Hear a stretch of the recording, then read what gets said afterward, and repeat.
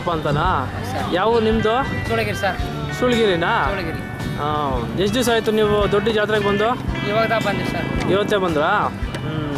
ಏನು ಹೇಳ್ತೀರಾ ಬೆಲೆ ಆ ಹೋರಿದು? ಆ ಬೋರ್ ಹೇಳ್ತೀರಿ 85. 85 ಹೇಳ್ತೀರಾ? ಹಲ್ಲಲ್ಲಿ ಎಷ್ಟಾಗಿದೆ? ಅಲ್ಲಿ 4 ಸರ್. ಅಲ್ಲಿ 4 ಕಲ್ಲಾಗಿದೆಯಾ?